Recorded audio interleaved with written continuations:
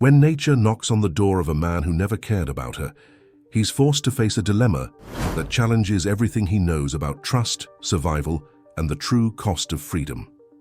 The sun was rising on the horizon of Boulder Springs, painting the sky with orange hues that reflected on the enormous windows of Richard Blackwell's mansion. The silence was absolute, as always. Richard appreciated this peace that only isolation could provide.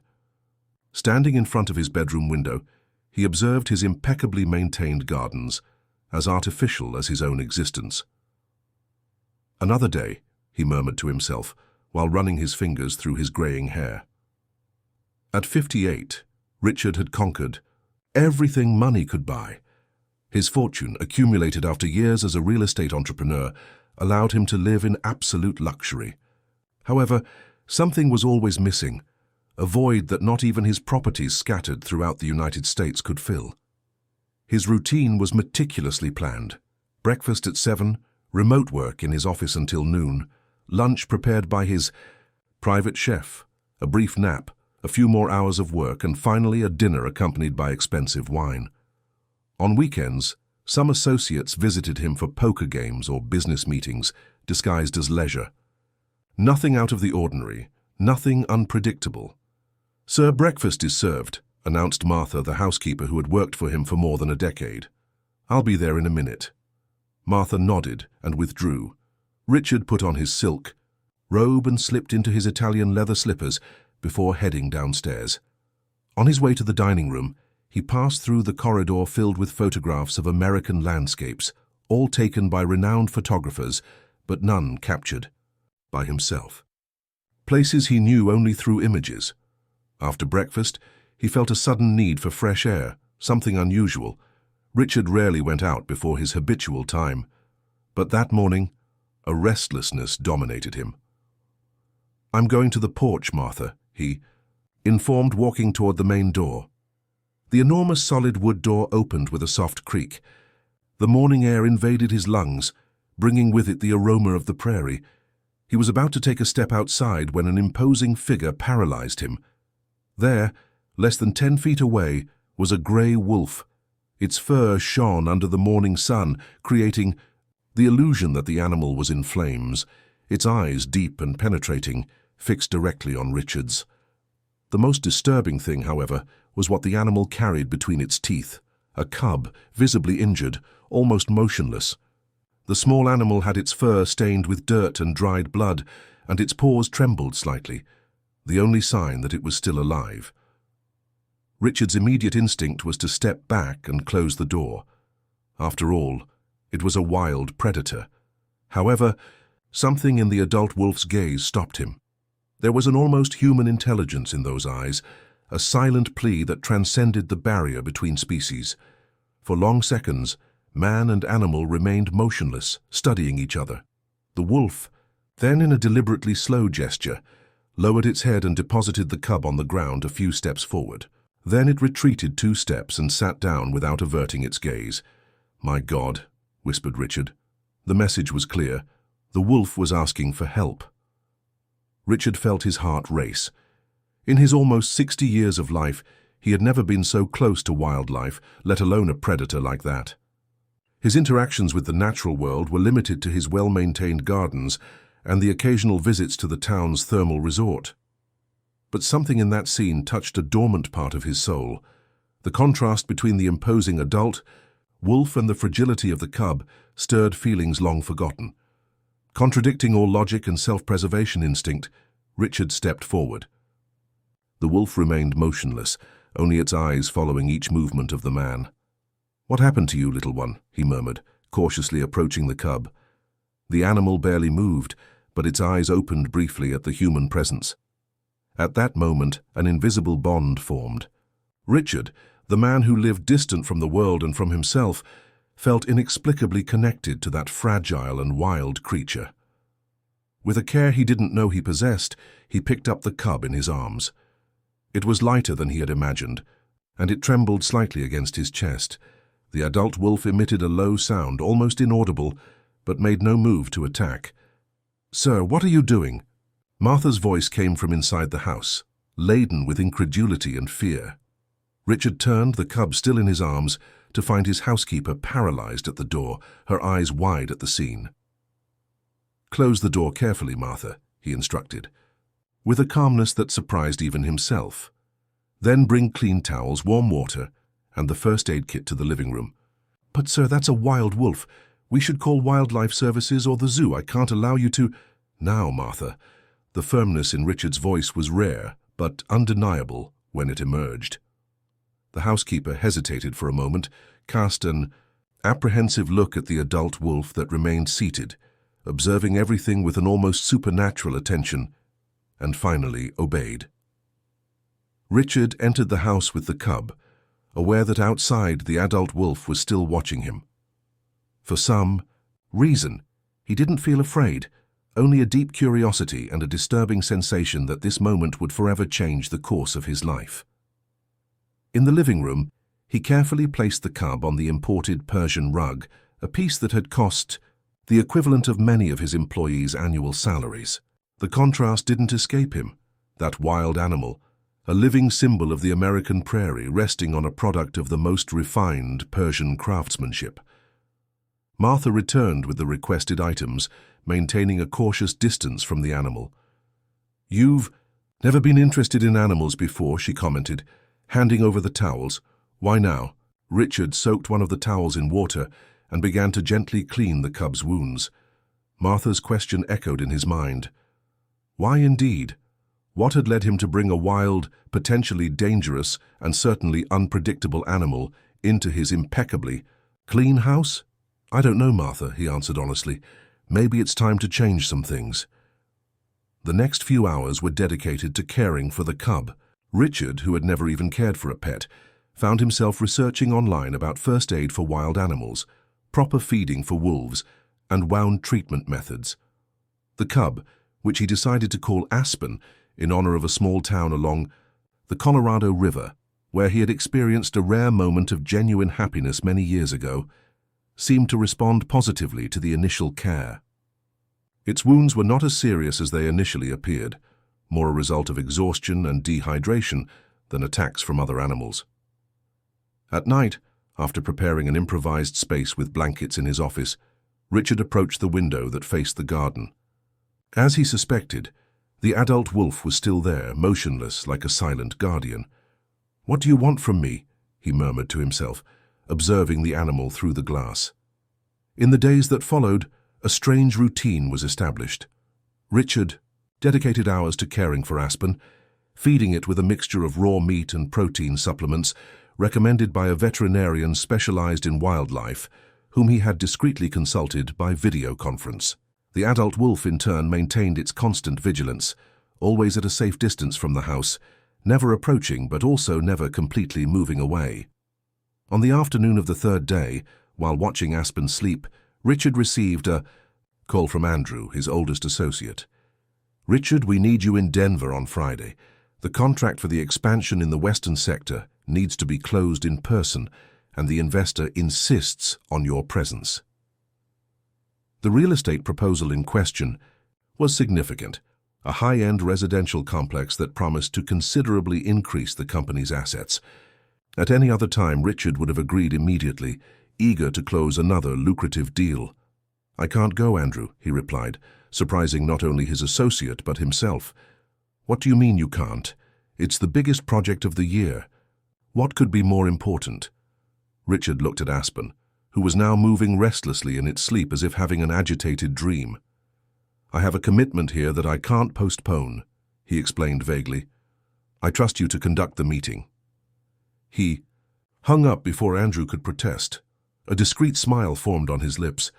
It was the first time in decades that he had placed something above business, and strangely it didn't bother him. That night, heavy rain fell over the region, lightning illuminated the sky, and the sound of thunder echoed through the house. Concerned about the adult wolf, Richard went to the window but couldn't spot it in the darkness. That's when he noticed.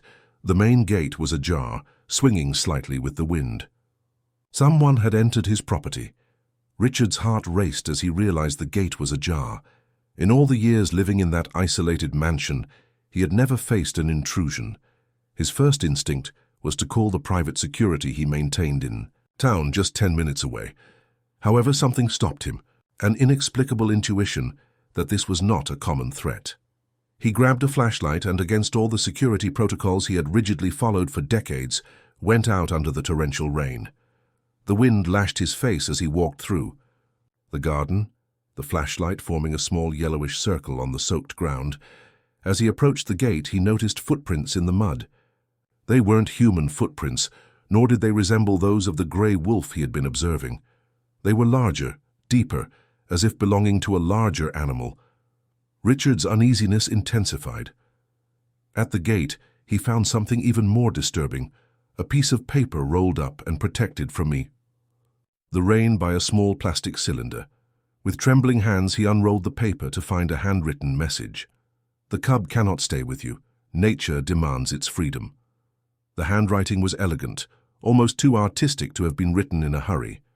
Richard looked around, sweeping the limits of his property with the flashlight, but there was no sign of any human or animal presence. He put the note in his pocket and hurriedly returned to the house, now genuinely concerned. Who could have left that message? How did they know about the cub, and why care about it? Upon entering, he found Martha standing in the hallway, an apprehensive look on her face. "You went out in the rain. Did something happen?" Richard hesitated. He trusted Martha, but something about this whole situation seemed too personal, too intimate to share. "Just checking the gate. The wind must have opened it," he lied, passing by her toward the office where Aspen was resting. The cub was awake, staring fixedly at the door as if expecting his arrival. Its eyes, once clouded by weakness, now shone with a disconcerting intensity. Richard sat down next to it, still thinking about the message. "Who's so interested in you, little one?" he whispered, gently stroking the animal's head. To his surprise, Aspen responded with a light whimper and moved closer as if seeking comfort. Strangely domestic behavior for a wild animal that had known humans for only a few days. The next morning, the rain had ceased, giving way to a deep blue sky. Richard woke up early, after a night of restless sleep filled with confusing dreams involving dense forests and yellow eyes watching him. He went to his bedroom window and, as expected, the adult wolf was there, in its usual place, vigilant. However, there was something different about its posture. The animal seemed more tense, more alert, as if it also sensed that something had changed. During breakfast, Richard received a call from Andrew, his lawyer, and one of the few he could call a friend. "Richard, have you seen the news?" Andrew asked without preamble. "No, I've been busy with some personal matters." "What happened?" "The nature reserve adjacent to your property. There's been a report of illegal hunting. The authorities found traps and evidence of capture of protected species, including grey wolves." Richard felt a chill run down his spine. Suddenly, the pieces began to fit together. Aspen's wounds, the adult wolf's constant vigilance, the mysterious footprints. When did this happen? The forest rangers discovered the traps 2 days ago, but they suspect the activity has been going on for weeks. They're conducting intensive patrols in the area. After hanging up, Richard quickly headed to his office. Aspen was sitting, looking out the window. Upon seeing him enter, the cub emitted a low sound, almost like a greeting. "You were running from hunters?" Richard asked, knowing he wouldn't get an answer, but feeling the need to verbalize his theory. Aspen tilted its head, such a human gesture that Richard felt a shiver. He observed the adult wolf outside again, now with a new perspective. It wasn't just an animal protecting its cub. It was a survivor seeking refuge. In the afternoon, while working on his laptop, Richard was interrupted by a sound coming from the garden. As he approached the window, he saw something that left him speechless. The adult wolf wasn't alone. Beside it, partially hidden by the shadows of the trees, was another animal, larger and more robust. Richard couldn't identify it with certainty, but its presence emanated power and authority. The two animals seemed to be communicating, moving in circles, occasionally stopping to look in the direction of the house. It was like watching a silent conversation, a debate about something of extreme importance. After a few minutes, the larger animal moved away, disappearing into the prairie vegetation. The grey wolf remained, but there was a new intensity in its vigilance. That night, Richard found another note, this time on his bed. "They are coming. Time is running out. Decide." The note, written in the same elegant handwriting as the previous one, sent a chill down Richard's spine. How could someone have entered his bedroom unnoticed? The mansion had a modern security system, with cameras, in all corridors and motion sensors in common areas. Immediately, he went to the monitoring room. The recordings of the last few hours showed absolutely nothing suspicious. No human figure, no unusual movement. It was as if the note had appeared out of thin air. "This is madness," he murmured to himself, returning to the bedroom. For the first time since Aspen had entered his life, Richard felt genuine fear, not for the cub or the adult wolf, but for the mystery that seemed to surround them. Who were they mentioned in the note, and what decision was expected from him? He slept poorly that night, waking up several times with the feeling of being watched. When the sun finally rose, he got up exhausted but determined to seek answers. During breakfast, he noticed that Martha seemed strangely distant, avoiding his gaze and answering his questions with monosyllables. "Did something happen, Martha?" he finally asked. She hesitated, nervously playing with the hem of her apron. "Sir, there are comments in town." "What kind of comments?" "About the animal you're sheltering. Some people say it's not a simple wolf, that there's something more." "What do you mean?" Richard interrupted, feeling his heart race. "How do they know about the cub?" Martha seemed surprised at the question. "The grocery delivery man saw when you were in the garden with it yesterday. The news spread quickly. Boulder Springs is a small town, sir, and you're a well-known figure." Richard nodded slowly, trying to process the information. The idea that his privacy had been invaded deeply bothered him, but something else concerned him. What had Martha meant by "not a simple wolf"? "What else are they saying, Martha? Be direct, please." The housekeeper sighed, as if reluctant to share what she knew. "There are old legends in this region, sir. Stories that the elders tell about the guardians of the prairie.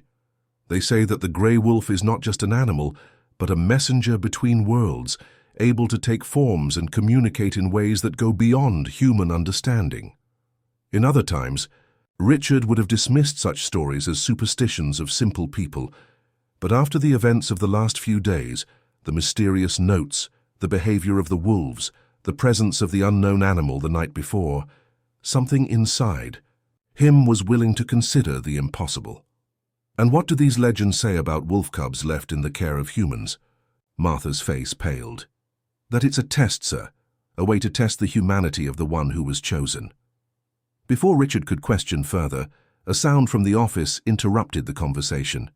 It was Aspen, and it didn't sound like a noise of pain or fear, but almost like a call. Running to the office, Richard found the cub standing, something it hadn't been able to do until then. Its eyes shone with an almost supernatural intensity, and its posture, previously fragile and insecure, now demonstrated strength and determination. "Aspen," Richard called, approaching cautiously. The cub looked directly into his eyes, and for a fleeting moment, Richard had the impression of seeing something human in that gaze, a deep and ancient intelligence that transcended simple animal consciousness. Then, to his complete astonishment, Aspen walked to the window and emitted a low howl, almost like a call. Outside, the adult wolf responded immediately, approaching the house closer than it ever had before. Richard observed, mouth agape, the silent communication between the two. It was like watching a conversation in a language he couldn't understand, but whose importance was palpable. At that moment, the phone rang. It was Andrew again. "Richard, I need to warn you." The lawyer's voice sounded urgent. "I just received information that wildlife services officers are on their way to your property. It seems there's been a report about a wild animal kept in captivity." "When?" Richard asked, feeling panic rise. "They'll be there in less than an hour. Richard, you know that keeping a grey wolf without authorization is a wildlife crime. You need to—" Richard hung up before Andrew could finish the sentence. The decision he had so feared to make had now become urgent. Should he hand Aspen over to the authorities, ensuring it would receive professional care, but potentially condemning it to a life in captivity? Or should he free it, allowing it to return to nature with the adult wolf, even without being sure if the cub was strong enough to survive. He looked again at Aspen, who was now staring at him as if perfectly understanding the dilemma he faced. In its eyes, Richard saw not just the expression of an animal, but something deeper, a connection that defied explanation. Time seemed to have slowed down as Richard contemplated his options. 45 minutes until the arrival of the Wildlife Services officers. 45 minutes to make a decision that would change not only Aspen's fate, but his own. "Martha, I need you to leave now," he said upon finding the housekeeper in the hallway. "Take the day off. Go visit your sister in town." "But sir, my shift—" "Please, Martha," he interrupted with an urgency in his voice that admitted no questions. "It's important." After hesitating for a moment, she nodded and withdrew. Richard didn't want to involve her in whatever he decided to do. If he chose to free Aspen against legal determinations, it would be better that she wasn't present to witness it. Back in the office, he found the cub still near the window, attentively, observing the adult wolf outside. The transformation in Aspen in the last few hours was remarkable. Its movements, previously faltering, now demonstrated agility and purpose. "What should I do with you?" Richard asked, more to himself than to the animal. To his surprise, Aspen turned and walked to him, sitting at his feet and looking at him with a penetrating intensity. It was as if the cub was trying to communicate something crucial. Richard sat on the floor, at the animal's level, and for the first time since bringing it home, touched Aspen without the intention of examining or treating it. It was a touch of connection, of mutual recognition. It was then that he noticed something unusual in the cub's fur. Near its right ear, there was a distinctive mark, a crescent-shaped spot that didn't seem natural. Curious, he moved closer to examine it better. The mark seemed almost artificial, as if it had been deliberately drawn. He suddenly remembered something he had seen on one of his business trips to Denver, years ago. A local indigenous group using similar symbols in a traditional ceremony. This memory triggered another, a casual conversation with an old foreman on one of his properties in Montana, who had told him about the guardians of the prairie, mystical beings who, according to legend, protected the land and could communicate with chosen humans through messenger animals. At the time, Richard had dismissed the story as folklore. Now, with Aspen looking at him as if it could read his thoughts, the legend seemed less absurd. The phone rang again. It was Andrew. "I managed to delay them a bit," the lawyer informed. "I requested that they present the proper warrant before entering your property. This should give you a few more hours, but it's inevitable that they'll come." "Thank you, Andrew. That gives me time to think." "Richard, what's really going on? You've never been interested in animals. Why risk your reputation and possibly face legal problems for a wild wolf?" It was a valid question. Richard himself wasn't sure of the answer. "I can't explain, but I feel I need to do this, as if I had been chosen somehow." There was a moment of silence on the other end of the line. "My grandfather was a man of the prairie," Andrew finally said. "He talked about signs from nature, about moments when we are called to act beyond reason.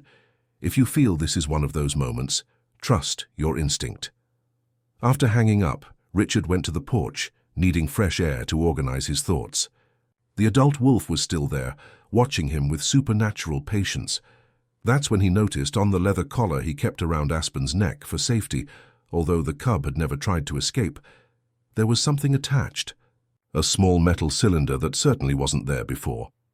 Carefully, he removed the object and examined it. It was a finely crafted metal capsule, decorated with symbols resembling those he had seen in the indigenous ceremony. Inside, he found a rolled piece of paper with a simple message. "True imprisonment has no bars. True freedom has no price. Choose wisely." Richard felt a shiver run down his spine. Who was behind these messages? How had they placed the cylinder on Aspen's collar without him noticing? He looked at the clock. He still had about 2 hours before the officers arrived. Enough time to make a decision and act. He returned to the office and found Aspen sitting patiently, as if waiting for his decision. Beside it, on the desk, was the open laptop on a page Richard didn't remember visiting, an article about the Gray Wolf Conservation Project in the American Prairie. As he read, a phrase caught his attention. The greatest predator of the gray wolf is not another animal, but the destruction of its natural habitat by unbridled urban and agricultural development. The irony didn't escape him. As a real estate developer, Richard had directly contributed to this destruction. How many natural habitats had been sacrificed to make way for his luxurious developments? He looked again at Aspen, and at that moment, made his decision. With determined steps, Richard went to his bedroom and dressed in clothes more suitable for a walk in the prairie: sturdy pants, boots, and a long-sleeved shirt. He had never been a man of adventure, always preferring the air-conditioned comfort of his offices and mansions, but something had changed in him, a conviction he couldn't explain. He returned to the office and knelt near Aspen. "I'm going to take you back," he said softly, "to your family, to your true home." As if understanding every word, Aspen approached and touched Richard's face with its muzzle, almost a gesture of gratitude. The connection between them seemed to transcend the barrier between species, something Richard had never experienced in his almost 60 years of life. He picked up a backpack and put in it some bottles of water, a first aid kit, and some pieces of meat he had set aside to feed the cub. He didn't know exactly where he was going, but felt he would be guided. "Come on," he called to Aspen, heading to the back door that gave direct access to the prairie. The cub followed him promptly, with no need for a leash or command. As they went outside, the afternoon sun bathed the landscape with a golden light, creating elongated shadows among the typical vegetation of the American prairie.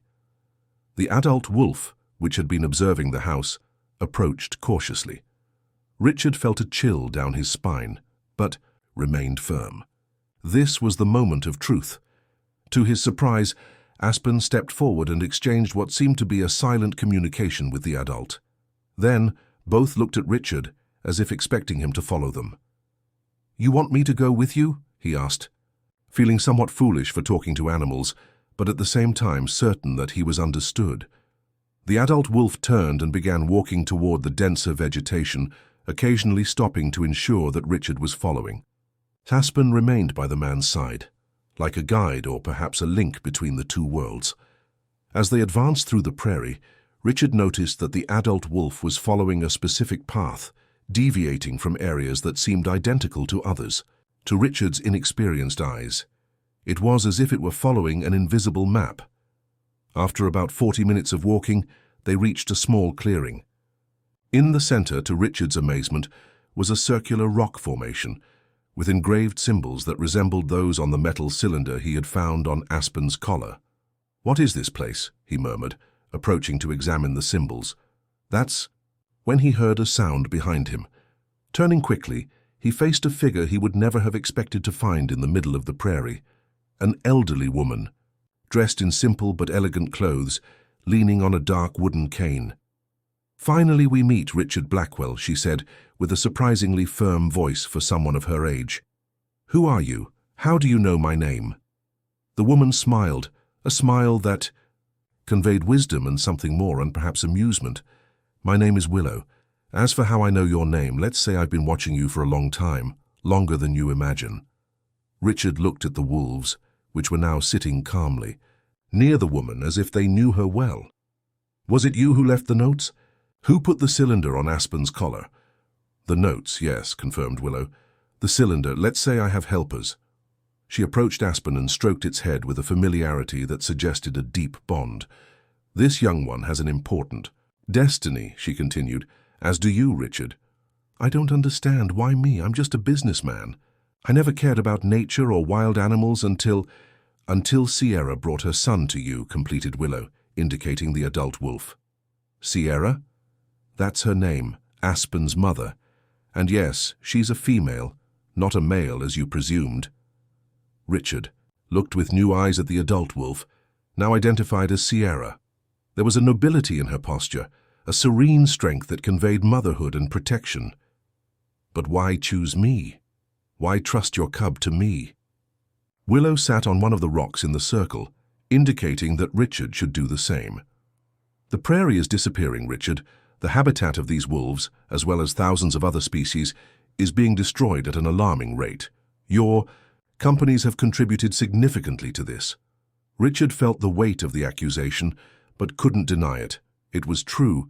His real estate developments had transformed natural areas into luxury condominiums and commercial centers.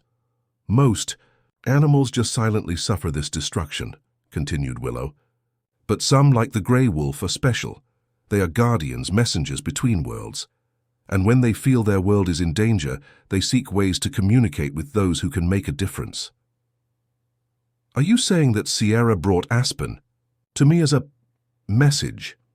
As a test, corrected Willow, to see if you, a man who has always lived distant from nature, would be capable of feeling compassion for it, to see if there would be hope for a deeper connection between your world and hers. Richard felt the weight of those words like he had never felt the weight of any million-dollar negotiation or business decision in his life. The idea of having been chosen, tested, by creatures he had always considered inferior or, at best, irrelevant to his world, was both humbling and deeply transformative. "And did I pass the test?" he asked, his voice more vulnerable than he had ever allowed it to be before another human being. Willow smiled again, her eyes shining with ancient wisdom. "You're here, aren't you? You abandoned the comfort and safety of your mansion to follow. 2 wolves through the prairie, risking your freedom by defying the authorities. That answers your question." A contemplative silence fell over the clearing. Aspen approached Richard and rested its head on his knee, a gesture that seemed to seal them as companions of a journey just begun. "What happens now?" asked Richard, unconsciously stroking the cub's head. Willow stood up with surprising agility for her apparent age. "Now you have a choice to make, one that will define not only Aspen's future but your own, and possibly the fate of a significant part of this prairie." She pointed to the horizon, where the sun was beginning to set, painting the sky with vibrant colors of orange and red. "Soon the men from town will come looking for you and the cub. Following the law of men, Aspen should be taken to a preservation center, where he would live confined until he was considered fit to return to nature, if that would ever happen." Richard nodded, well aware of the standard procedure for rescued wildlife. "But there is another law older than the laws written on the papers of your courts," continued Willow. "The law of nature, which says that each creature has its place and its purpose. And Aspen's place is not behind bars, even if gilded and with the best intentions." "What are you suggesting? That I release him here? He's still so young." "I'm suggesting something more complex." Willow approached one of the rocks in the circle and pressed what appeared to be a specific symbol. To Richard's amazement, a part of the ground began to move, revealing a staircase that descended into darkness. "What is this?" he asked, dumbfounded. "An entrance to the sanctuary," replied Willow. "A hidden place within these lands where the guardians of the prairie have gathered for generations. A place where Aspen will be safe until he is ready to face the world out there. A place where you can also find answers, if you have the courage to seek them." Richard looked at the staircase that descended into the unknown, then at Aspen, and finally at Sierra, who remained vigilant at the edge of the clearing. "Why show me this? Why trust me with this secret?" "Because you own these lands, Richard," Willow answered simply. "The deeds you keep in your safe give you the legal right to these acres of prairie, including this sanctuary that has existed for centuries, long before laws and property titles." The revelation hit Richard like lightning. He did indeed own several properties in the region, including extensive areas of prairie still undeveloped, kept as a reserve for future ventures. "This sanctuary is on my land, and I never knew. Some secrets know how to hide well even in plain sight," said Willow, a slight tone of amusement in her voice. "But now you know, and with that knowledge comes a responsibility, which is to protect, to preserve, to become a guardian." The word guardian echoed in Richard's mind, awakening something deep and forgotten. He suddenly remembered a moment from his childhood, when his grandfather had taken him for a walk in the prairie and shown him the beauty and importance of that unique ecosystem. "One day," the old man had said, "all this will need guardians, people who understand its true value. At the time, Richard hadn't understood. He had grown up focused on numbers, profits, development. The value he had learned to recognize was measured in money, not in biodiversity or ecological balance. But now, looking at Aspen, at Sierra, at that mysterious woman, and at the entrance to a hidden sanctuary on his own land, a different understanding was beginning to dawn. If I become this guardian, what do I need to do? Willow smiled as if that was exactly the question she had been expecting. First and most urgently, you need to decide about Aspen. The men from town have arrived at your house and haven't found you. Soon they'll be looking for both of you. Richard looked at the cub, who returned his gaze with a disconcerting intensity. Will he be safe in the sanctuary? Safer than anywhere else, confirmed Willow, and when he's strong enough he can choose his own path. And what about me? Should I disappear too? Abandon my life? Willow laughed, a surprisingly youthful sound. No, Richard Blackwell. Your role is much more important in the world of men. A guardian who lives isolated in the sanctuary protects only what's inside. A guardian who walks between both worlds can protect much more. 6 months had passed since that decisive afternoon. In the clearing, autumn had given way to winter, and now spring bloomed in the prairie, bringing with it new colors and a renewed sense of life to the unique ecosystem of Central America. Richard Blackwell walked calmly through the gardens of his mansion, now significantly transformed. Where before there were perfectly trimmed lawns and imported exotic plants, now grew native prairie species, carefully selected to attract pollinators and small animals from the region. Coffee is served on the porch, sir, informed Martha, now accustomed to her employer's new routines. Thank you. Has Andrew arrived? Yet? Yes, he's waiting for you, along with the young lady from the Institute. Richard nodded and headed to the spacious porch that offered a view of the prairie horizon. There, Andrew was animatedly conversing with a young biologist with curly hair and a determined expression. Richard, exclaimed Andrew upon seeing him, we were just discussing the final details of the foundation. Sorry for the delay, replied Richard, greeting them both. I was checking the progress of the recovery in the eastern area. The young woman, Dr. Emma Reynolds, smiled with approval. The preliminary results are impressive, Mr. Blackwell. The regeneration rate is well above expected for this type of ecosystem. In just 6 months, we've already identified the return of several bird species that hadn't been seen in the region for years. Richard allowed himself a moment of genuine satisfaction. The transformation wasn't just in the prairie around him, but within himself. After the meeting with Willow and the discovery of the sanctuary, he had returned to his mansion to find the Wildlife Services officers waiting for him. Without the wolf cub to be found, the inspection had been brief and inconclusive. Richard had claimed that the animal had escaped on its own, probably returning to nature as it regained its strength. But that experience had triggered a silent revolution in his life. In the weeks that followed, Richard had cancelled several real estate projects that would result in the destruction of preserved areas. He had reprioritized his investments, directing significant resources to the creation of the Aspen Institute for Prairie Preservation, a non-profit organization dedicated to the conservation and study of that fragile and vital ecosystem. His partners and the administrative board of his companies initially resisted, concerned about the sudden change in direction. But Richard, for the first time in decades, proved to be unyielding in something that wasn't directly related to financial profit. I imagine your friends at the club are still commenting on your sudden conversion to the environmental cause, commented Andrew with a mischievous smile, serving himself coffee. Richard shrugged, a more relaxed gesture than anyone who had known him in the past would have thought possible. Let them talk. The results will speak louder eventually. The feasibility studies for the ecological corridor are almost complete, informed Emma, consulting her tablet. With your properties forming the backbone, we'll be able to create a continuous connection between 3 conservation units that are currently isolated. This will allow the flow of fauna and the genetic exchange essential for species like the grey wolf. At the mention of the grey wolf, Richard felt a familiar tightness in his chest. Since the afternoon in the clearing, he hadn't seen Aspen or Sierra. He had followed Willow's advice and returned to the world of men to act as a guardian. From his position of influence, he had visited the sanctuary a few times in the following weeks, but at some point, Willow had suggested that it would be better to give time and space for Aspen to fully adapt to life in the sanctuary without the confusion of constant human presence. A part of him, perhaps the most selfish part, missed the special connection he had developed with the cub.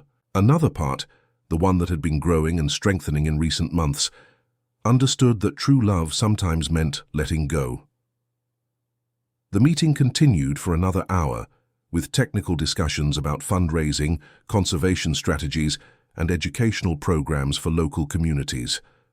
When Emma and Andrew finally departed, the sun was already beginning to set, bathing the prairie with that golden light that Richard had learned to appreciate as one of nature's daily wonders. "Will you need anything else, sir?"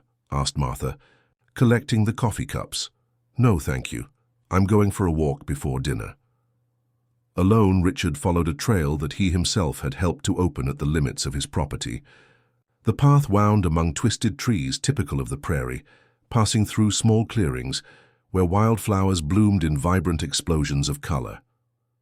After about 20 minutes, he reached a natural lookout, a rock outcropping that offered a privileged view of the sunset.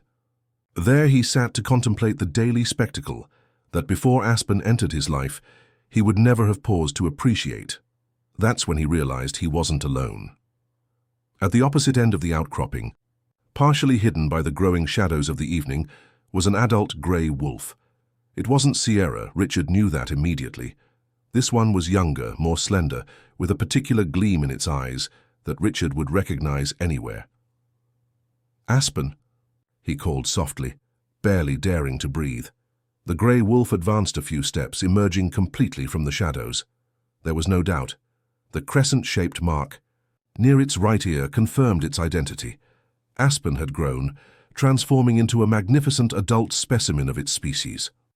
For long moments, man and animal remained motionless, observing each other with a mixture of recognition and respect.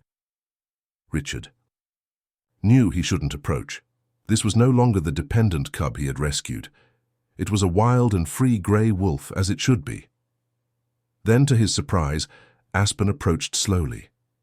Not with the submission of a domesticated animal, but with the dignity of an equal who chooses to establish contact. It stopped a few meters away, sat down, and emitted a low sound, almost like a greeting. "I missed you too, friend," replied Richard, with tears in his eyes.